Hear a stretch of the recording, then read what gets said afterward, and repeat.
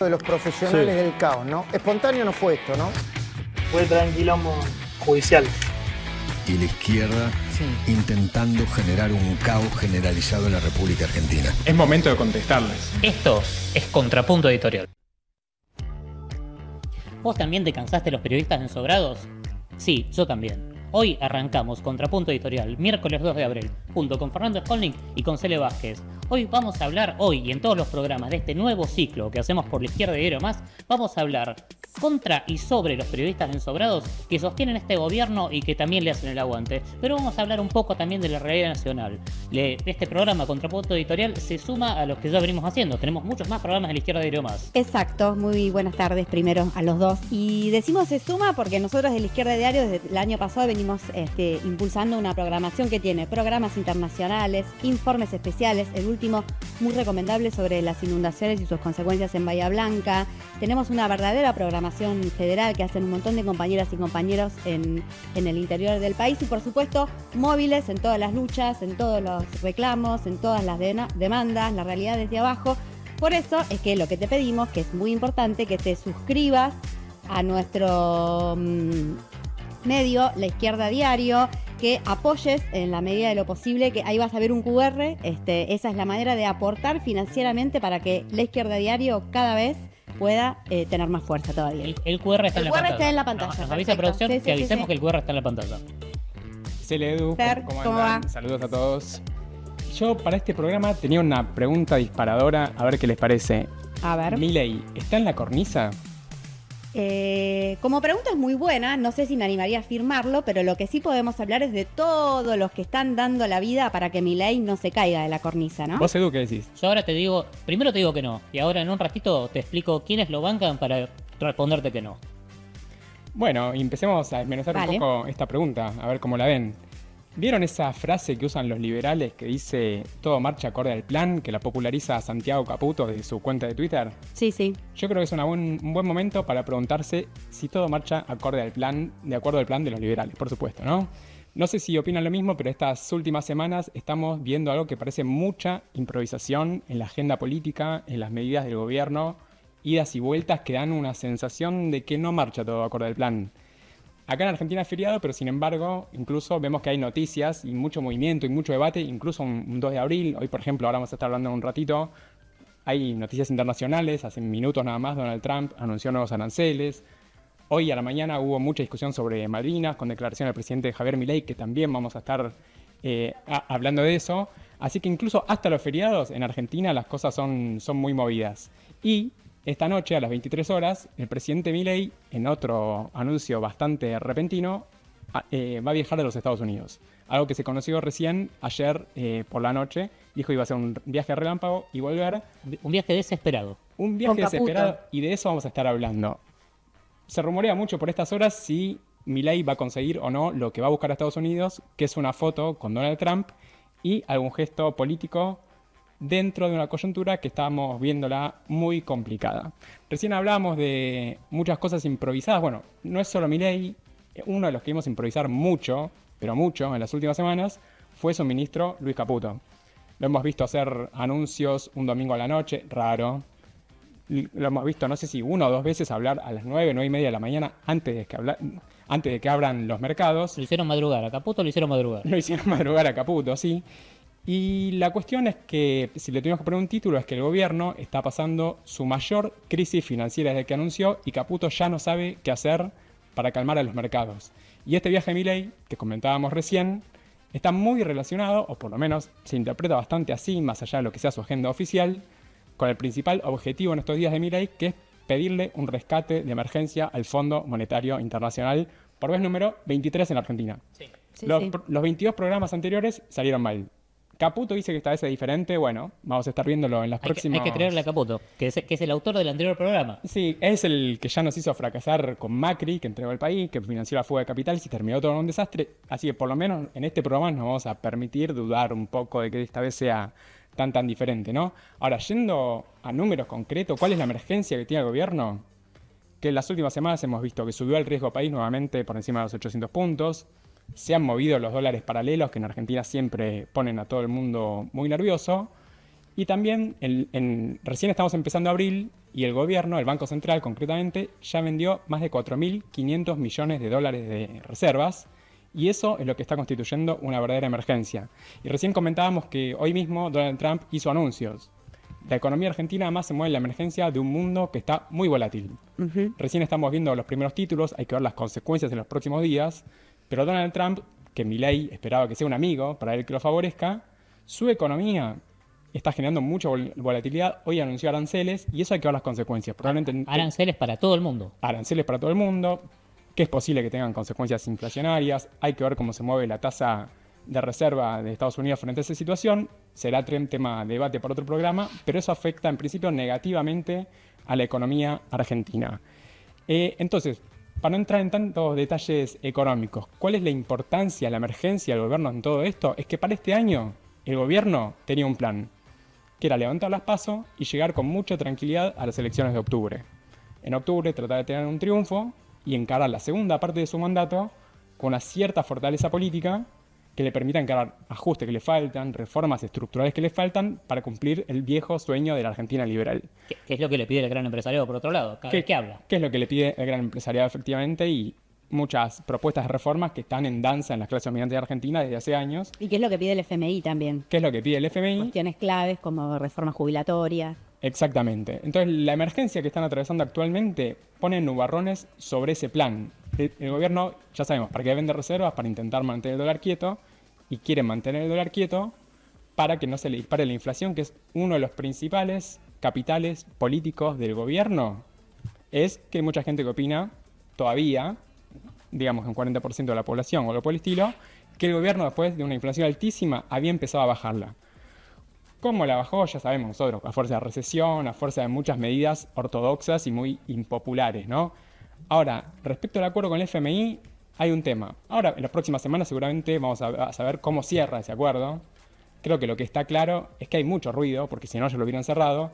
Ahora, hay un punto que casi todo el mundo da por hecho, que es que va a haber algún tipo de modificación en el régimen cambiario. Una devaluación, para decirlo sencillo. Para decirlo en criollo, una devaluación. El tema es cuándo. El tema es cuándo, cuánto, aún no lo sabemos. El gobierno, su política es aguantarla lo más posible para sufrir lo menos posible antes de octubre. No sabemos si eso va a cerrar, pero seguramente alguna modificación, si no es una grande, por lo menos una chica, vamos a ver antes de octubre y seguramente después de octubre puede haber novedades incluso más convulsivas, aunque para eso en tiempos argentinos falta más o menos un siglo. Y aparte faltan las propias elecciones, de las cuales hay que ver cómo sale el propio gobierno. Claro, hoy por hoy es larguísimo plazo en Argentina, están tratando de aguantar la situación y esa es la emergencia, ese es el gran problema que tienen. En un contexto que recordemos, en marzo, hoy es 2 de abril, ya en marzo vimos que los precios se empezaron a mover hacia arriba. Sobre todo alimentos, que es lo que impacta muchísimo en el bolsillo, ¿no? Los alimentos se movieron bastante en las primeras semanas de marzo, no hay números oficiales, pero todos lo vemos en el supermercado. Sí. Y abril empezó también con aumentos en los servicios públicos. Así que ahí ya venía con ruido esa situación y si se ven obligados a algún tipo de evaluación, a algún tipo de modificación en el régimen cambiario, la situación que es mala es susceptible de empeorar. Pero a todo esto, antes de seguir, hubo un equipo de la Izquierda Diario que estuvo en la estación Constitución para escuchar no lo que decimos nosotros, no lo que dice el gobierno, a ver qué dice la gente sobre cómo está la inflación. ¿Pensás que la inflación va a bajar o va a subir los próximos meses? Va a subir. La inflación jamás va a bajar. No creo que baje. Creo que va a bajar, pero no por mucho tiempo, ¿viste? No, no va a bajar nada. No, para mí se va toda la mierda. Nos están vendiendo algo que no es. No, la inflación va a subir como subió siempre, jamás bajó. No, la verdad que es un desastre todo. O sea... Se vaya, loco. Sí, ojalá. Te dicen, sí, bueno, la inflación del 2%, pero sí, el transporte aumentó más del 1000%, la luz del gas, muchísimo. Creo que va a bajar, o eso espero. ¿La carne cuánto aumentó? 10, 12%, o sea. El boleto está carísimo. Creo que va a seguir subiendo como hasta ahora. Bueno, Milei. Y espero que sí, baje, la verdad. Pero tengo esperanza que sí. A nivel de economía, ¿el gobierno de Milei cumplió tus expectativas o te defraudó? No, como trabajador me falló, porque yo en realidad banqué la propuesta, pero después me di cuenta que nos mintió en la cara. Pero no cumplió las expectativas de los que realmente lo votaron. Creo que defraudó. No sé, o sea, todos los derechos que fueron sacando, como lo de los jubilados. No puedo decir que me defraudó porque considero que un gobierno lleva mucho tiempo establecerse, ¿no? Mi hijo se cree libertario, ahora ya no se cree libertario. ¿Por qué? Porque le está faltando las cosas. Es que ves que la madre, que yo soy madre y padre, se me pone difícil a mí. Me defraudó.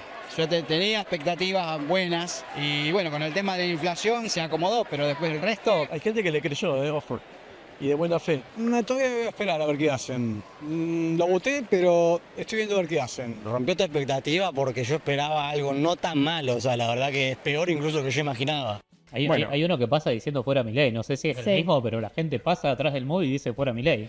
Me dio la sensación de que la temperatura de la calle no coincide mucho Sí, con lo que hay dicen otra- Milei y Caputo, ¿no? Hay otra de las cosas que no mencionamos, que es el aumento del boleto. El costo del aumento transporte del boleto. es muy alto, sobre todo para todos los que tienen que tomar más de, no sé, colectivos, trenes, subte, ahora aumenta el subte otra vez. O sea, hay una visión de la calle de que la inflación no es la que dicen claramente. Mira, ayer estaba viendo una encuesta de una consultora que se llama Atlas, que dice, mira, Sí. lo voy a leer para decirlo precisamente, dice que el 91% de la población, 91%, lo estamos viendo en pantalla, opina que los sueldos van más lento que la inflación.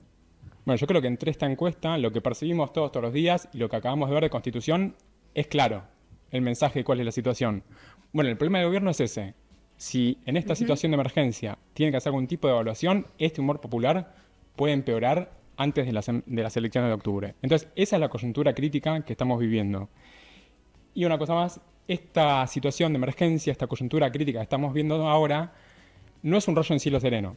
Ustedes se acuerdan que el gobierno terminó el 2024 con mucho optimismo, con Sí. mucha exaltación, con un triunfalismo. Estaban eufóricos. Estaban El eufóricos. mejor diciembre en 20 años, decían. Decían cualquier cosa, además había ganado Trump en Estados Unidos, que el gobierno lo tomaba Claro. como una gran noticia.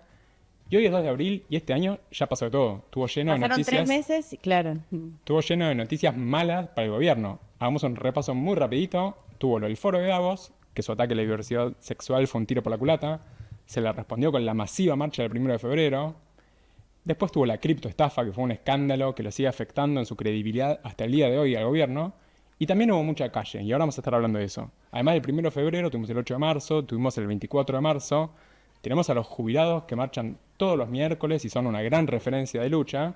No, y que han despertado, discúlpame, la simpatía de sectores impensados, como por ejemplo que de repente hinchas de fútbol tomen como un compromiso, y digamos, de honor, defender a los jubilados y ir, poner el cuerpo, o sea, cosas que no habíamos visto. Se están dando nuevos, digamos, fenómenos de calle, por decirlo de alguna manera. Tal cual, y creo que esa simpatía que vos decís se vio en que Bullrich tuvo una derrota el 12 de marzo, cuando su desaforada represión, con el caso particularmente de Pablo Grillo, que se está recuperando por Ajá. estas horas, le mandamos un gran abrazo. Sí, por supuesto. Quedó muy desprestigiada su represión y hasta ahora no pudo hacer una represión de esa misma magnitud, que seguramente ya la va a hacer, pero por lo menos tiene un problema político. Sí, quedó en crisis el operativo represivo, para decirlo de alguna forma. Claro. Claro, y queden claro también que cuando hay masividad, el costo político que tiene que pagar el gobierno para hacer represiones muy duras es muy alto, entonces lo dudan más. Esa es otra gran lección que queda, me parece. Claro, y para cerrar esto de alguna manera, podemos sintetizar que el gobierno tiene problemas en 2 de sus puntos que consideraba fuerte: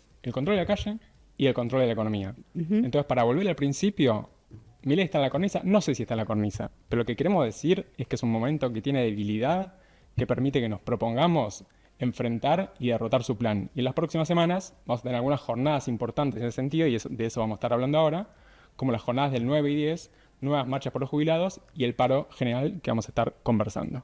Yo de todos modos te contesto la pregunta. ¿Sabes qué? No te la voy a contestar yo, te la va a contestar Héctor Daer. ¿No es cierto? Héctor Daer te va a contestar cómo viene la oposición al gobierno. Una cosa de chicana tuitera de por qué no está la CGT el miércoles en el reclamo de los jubilados. ¿Qué tenés para decirle a esos sectores que son opositores a Milei, que son compañeros, que deberían encontrar en la figura de la CGT por lo menos un sostén y que hoy tienen tanta bronca? Que hay que tener claro que no se puede ser un libre pensador en la vida. Hay que tener una táctica y una estrategia clara para construir poder, para consolidar el poder, para ganar las elecciones, que las vamos a ganar, ¿no? Y gobernar para transformar la Argentina. No es un tema principista, no hay que ser testimonial en la vida. Hay que tener en claro hacia dónde se camina. Y cuando los objetivos son superiores, hay que pensar en esos objetivos superiores y no en los matices de interpretación o de ansiedades que a veces tenemos todos en la política. A mí lo que me produce ansiedad es la cantidad de palabras que dice Daer para no decir absolutamente nada. Eso es impresionante. Acá veíamos la seña de producción, que producción le hacía redondear a Daer directamente. Es que tiene que explicar algo que es bastante inexplicable, que es por qué han dejado que Milei haga el ajuste que hizo hasta acá, ¿no? O sea, hay algo que se escucha en la calle todo el tiempo, que es paro general, y él parece no escucharlo. Pero a mí, o sea... Tiene que explicar eso, ¿por qué no lo escucha? Por eso, pero escúchame, de movido vamos con una cosa. El tipo dice, no hay que ser testimonial. Escúchame, hace 11 meses que están de tregua. Digo, llamaron un paro para el 9 de abril. El último paro había sido el 9 de mayo. Entonces, ahora hay un paro, que es lo que decía Fer. Entonces, viene el paro. Ahora, no es que vos decís, viene el paro y la CGT está alargando un plan de lucha con el cual va a, no sé, pelear en serio por paritarias, pelear en serio por salario. O sea, viene el paro y yo ya me imagino el escenario. Digo, jueves a las 3 de la tarde, conferencia de prensa de Daer, Acuña, Argüello, se llama el nuevo camionero que puso Moyano, diciendo, bueno, ¿cuándo negociamos? Que fue lo que hicieron en el último paro. Entonces, hay una política en general de la CGT que es dejar pasar este ajuste, los despidos, el ajuste al salario. El otro día hay una nota, léanla en La Izquierda Diario, Camilo Mones hacía una pequeña radiografía de cómo fueron los aumentos que firmó camioneros, que firmó la UOM, y no me acuerdo si el otro era de estatales, pero todos daban por abajo de la inflación. O sea, inflación. Es lo que decía la gente de la Constitución. Sí. Es lo que decía la gente de la Constitución y es lo que dice la consultora que recién señalaba.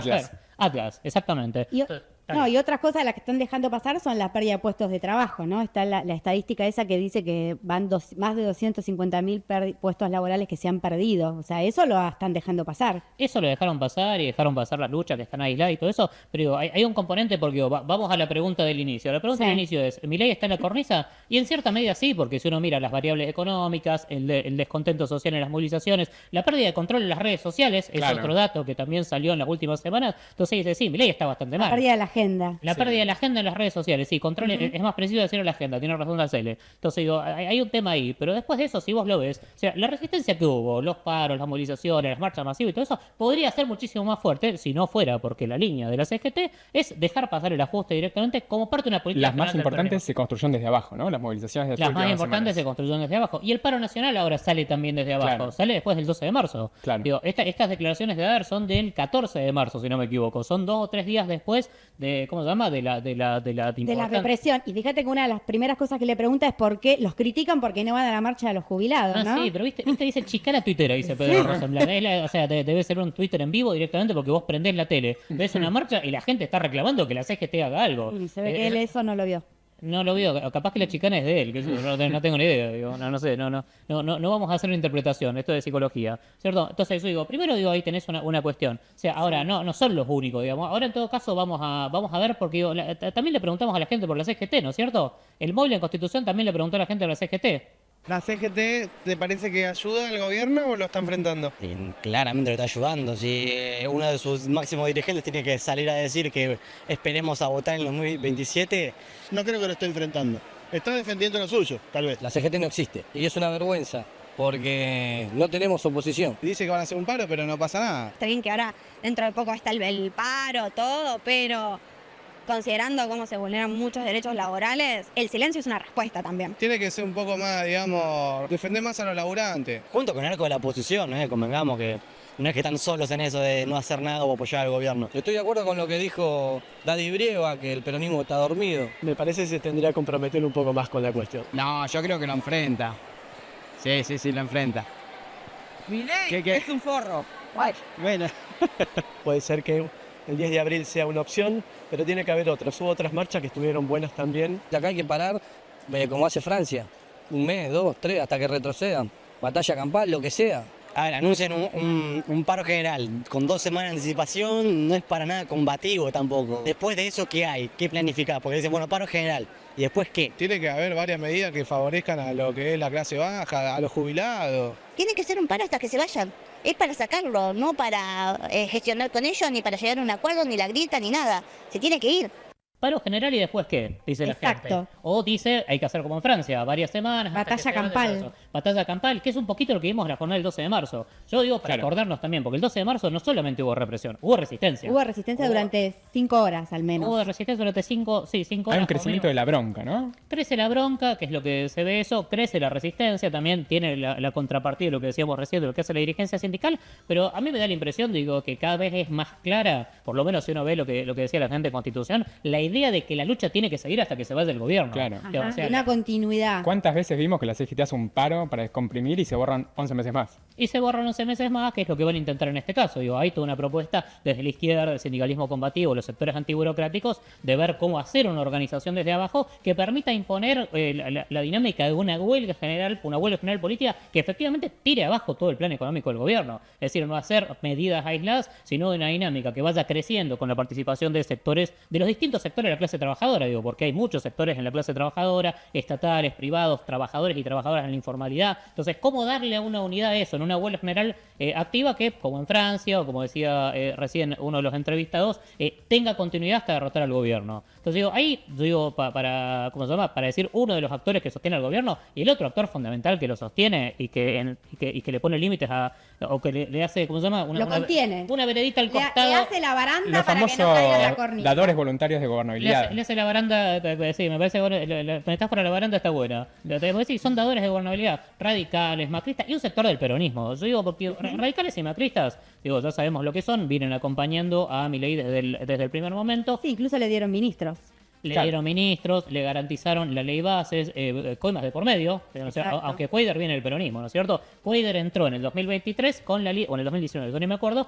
El 2019 con la boleta de Alberto y Cristina. Con la boleta de Alberto y Cristina entró Cuadra, ¿no es cierto? O sea, no es el único no es el único peronista de gobernabilidad, ¿no es cierto? Entonces vos ahí tenés un sector del peronismo, un sector de los radicales, los macristas, que viene sosteniéndolo parlamentariamente. Yo digo, para dar un ejemplo que para mí es el más obsceno, sí, no sé si obsceno te quiero decir. Digo, en este momento no, hace un mes, menos de un mes, en el Senado, con los votos del peronismo, gracias a los votos del peronismo, se votaron la llamada ley antimafia y la ley de reiterancia, que son leyes que propone la propia Bullrich, que son leyes para endurecer la protesta social. Claro. Digo, eso es una mecánica que tienen muchos gobiernos provinciales, mucha persecución. Ahora, por ejemplo, en este momento, hay 2 manifestantes de las asambleas por el agua de Mendoza que están detenidas por el gobierno Cornejo, no por esta figura, sino por figuras similares. Entonces, digo, hay un tema ahí central, ¿no es cierto?, que nos lleva, digamos, a pensar más en general quiénes lo sostienen. Una parte del ajuste lo sostiene la oposición y una parte del endurecimiento de las leyes represivas también lo sostiene la oposición, como decíamos recién con este caso. Ahora, no son los únicos. No, por supuesto que no son los únicos. Y volviendo un poco a la pregunta, ¿no?, de que decía Fer, pensemos, ¿quiénes hacen de baranda, ¿no?, para que Milei no caiga en la cornisa? Bueno, uno es un sector de la oposición peronista, ¿no?, ya sea en su versión parlamentaria o en su versión sindical, que es lo que acaba de decir Edu. Pero después hay otros, y en particular vamos a hablar de algunos periodistas, ¿no? A Milei le gusta mucho hablar de la palabra ensobrados. Bueno, si hay periodistas que están ensobrados, seguramente son algunos de los que vamos a nombrar hoy. Yo les hago otra pregunta, ¿no? A ver, si ustedes tienen que pensar, ¿quién es más chupamedia? ¿Quién está dándolo todo más que el resto? Entre, por ejemplo, Johnny Viale, Luis Majul, Trebuch. No es muy difícil la pregunta, hacerle. ¿Feynman lo podemos sumar? A Feynman lo podemos sumar, pasa que justo hoy de Feynman no tenemos nada para pasar. Pero está en el ranking, ¿no? Está en el ranking, da mucho material, hay otros. Vamos a empezar por Esteban Trebuch, ¿no?, que reconoce que estamos mal, pero que vamos bien. A ver, Argentina está lejos de ser la panacea del paraíso, por supuesto. Si hay 38% de pobres, es decir, somos un país pobre. Esto está claro. Ahora, hay un sector de la ciudadanía, yo sinceramente no lo puedo creer. Directamente son mentirosos. No quieren ver lo que está sucediendo. Está lejos la Argentina de ser el paraíso, lejísimo. Ahora, la realidad es objetiva y contrastable. Muchos argentinos llegan a fin de mes, sí, ya lo sé. Hay mucha gente que se muere de hambre, sí, obvio que sí. Pero hay un proceso de desinflación muy notorio y evidente. Bueno, yo tengo otra pregunta. ¿A qué supermercado irá Trebuch? ¿Irá al supermercado? Eso es muy buena pregunta. Vamos a probarle que no vaya, ¿no? Que manda. La otra es cuánto cobra Trebuch. Bueno, eso seguramente debe ser mucho, va a ser más difícil de averiguar de manera certera, seguramente debe cobrar, pero evidentemente si es que va al supermercado, va a un supermercado que vive una realidad paralela, una ficción. Nosotros no. De todos modos, yo te digo, a mí lo que me Hablas resultó... que hay desinflación. Sí, pero a mí lo que me resultó más chocante es la onda de no vivimos en un paraíso. Hay gente que se muere de hambre. ¿En serio decís eso en televisión y decís estamos bien y hay gente que se muere de hambre? El otro día festejaron el dato de pobreza, índice de pobreza. un aberrante 38%. Claro, que Casi un 40%, o sea, no puede ser que lo festejen. Son más o menos 17 millones de personas. Recordemos que en los 70, antes de la dictadura, Argentina tenía el 4% de pobreza. Estamos hablando que se multiplicó por 10. Bueno, eso por lo menos me parece una muy buena noticia. Y que estamos hablando de que la pobreza se ha transformado en los últimos años en un problema estructural en Argentina. Entonces, eso hace que un descenso minoritario a ellos les parezca que es un triunfo y que lo quieran presentar como un triunfo, como hecho lo hicieron y lo hacen periodistas como Trebuch, ¿no? Diciendo la pavada esa. Pero bueno, pasaron otras cosas también. Y hay otros periodistas que hacen papelones que la verdad son muy difíciles de manejar, pero ellos lo manejan como si no pasara nada. El domingo, Luis Majul, que tiene un programa que se llama La Cornisa, precisamente, de hace igual muchos años, no robamos. Entrevistó a Luis Caputo, es el ministro de Economía, para intentar llevar tranquilidad a los mercados, domingo a la noche, antes de que abran. Bueno, veamos lo que dijo y efectivamente, ¿llevó tranquilidad o no?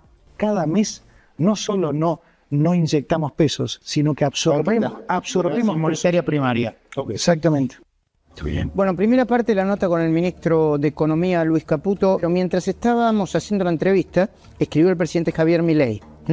Porque yo en una de las preguntas dije que el presidente me había dicho que dependía de cuánto fuera el primer tramo de desembolso para ver si eventualmente se cambiaba el régimen cambiario y el cloring peg pasara de 1 a 2%. Entonces me dijo, no, yo nunca dije eso, o en el sentido dije, sí, que podía cambiar el ritmo del crawling peg, pero no del 1 al 2%, sino al 0. ¿Se entiende, Diego, eso es lo que quiso decir, no? Bueno, cumplo en aclarar lo que me dice el presidente, sin ningún tipo de pudor, porque como no entiendo nada de economía...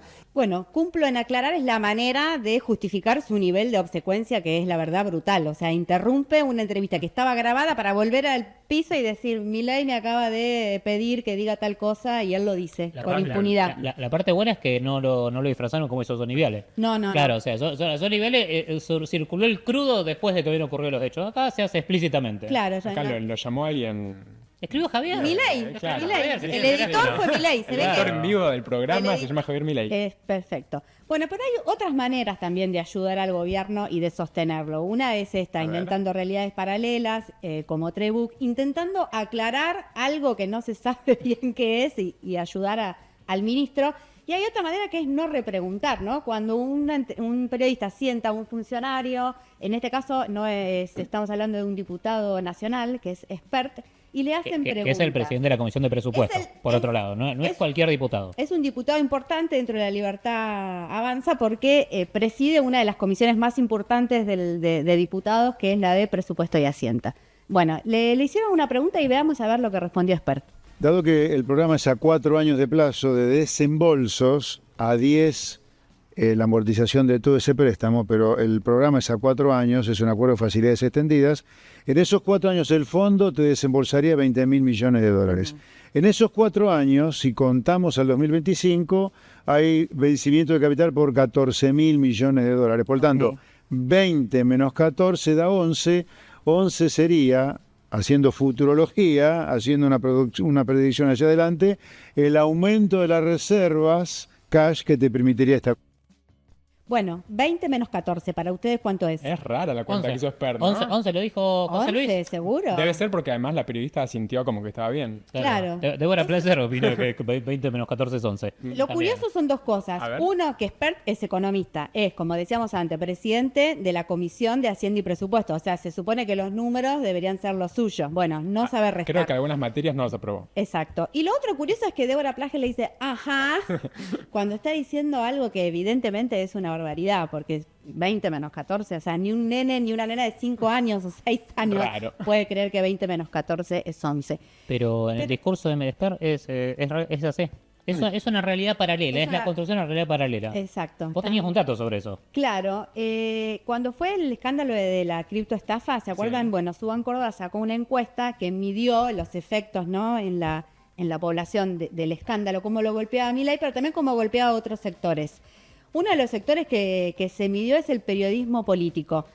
Adivinen cuánto porcentaje de los encuestados considera que el periodismo político, o sea, el político en particular, en nuestro país es poco creíble. Muchísimo. Ahí lo estamos viendo en pantalla, es terrible el número. Bueno, evidentemente, personajes como Majul, Trebuch, Johnny Viale, hacen mucho, ¿no? Para que ese porcentaje sea tan alto, ¿no? Las operaciones son a cielo abierto, podríamos decirlo, y no queda ninguna duda. Ahora, y con esta última pregunta ya cierro esta parte. Hay otro periodismo, o sea, todo el periodismo no es así, evidentemente, que estemos sentados acá, nosotros, es parte de que hay otro periodismo, los que sigan a La Izquierda Diario lo saben, nosotros hacemos un medio a pulmón, con mucho esfuerzo, para tratar de aportar nuestro granito de arena para generar ese gran movimiento de resistencia que pueda derrotar el plan de ajuste de Milei, pero todo su plan de ajuste, no pequeños ajustes parciales, sino todo el plan de ajuste al servicio de las patronales y, por supuesto, impuesto por el FMI. Por eso les vamos a pedir otra vez, con el QR que ven acá en la pantalla, que nos apoyen financieramente, que colaboren con este proyecto que busca darle voz a todos los que luchan contra los poderosos. Bien. Antes de irnos, queríamos referirnos a un hecho que tuvo hoy. Yo de todos modos, antes quería, porque me quedé pensando en una cosa de lo que decía recién Cele. O sea, hay un tema, digamos, o sea, la Izquierda Diario más, la Izquierda Diario en general, nosotros tenemos la idea no solo de denunciar lo que hace el gobierno, el ajuste y todo eso, sino también de demostrar dónde está la verdadera riqueza y las ganancias. Hace un rato hablábamos de lo que decía Trebuch de, ¿cómo se llama?, festejar que la pobreza... La desinflación. La desinflación. Pero en estos días, por ejemplo, también salieron los datos de lo que ganaron los grandes empresarios que están en el ranking Forbes. Sí. Marcos Galperín, Paolo Roca, es decir, se trata de cifras multimillonarias, es decir, no hay un problema de que en la Argentina hay pobreza, hay un problema de desigualdad brutal económica como resultado de una situación general del sistema capitalista. Sobre esos temas no solo no discute la corporación oficial, sino que muchas veces tampoco discute la corporación opositora, que está muy vinculada al peronismo y a su plan más general que decíamos que tiene que esperar que tiene que ver con esperar a 2027 mientras va pasando el ajuste, ¿no es cierto? Sí, claro. Sí. Entonces, yo digo, desde ese punto de vista, enfatizar, aporten a sostener la Izquierda Diario. Para nosotros es muy importante lo que ustedes puedan hacer para que este proyecto siga.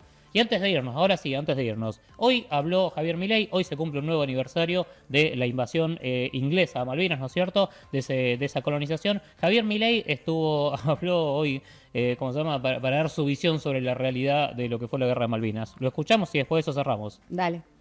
Y si de soberanía sobre las Malvinas se trata, nosotros siempre dejamos claro que el voto más importante de todos es el que se hace con los pies, y anhelamos que los malvinenses decidan algún día votarnos con los pies a nosotros.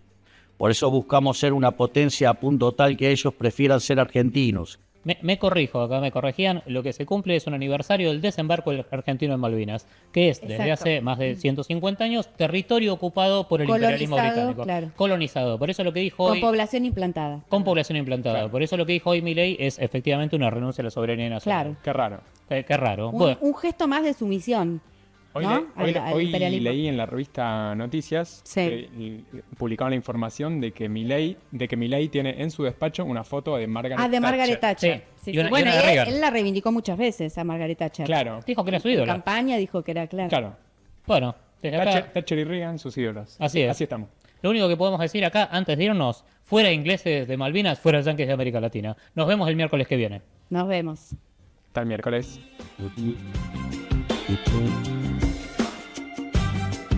Thank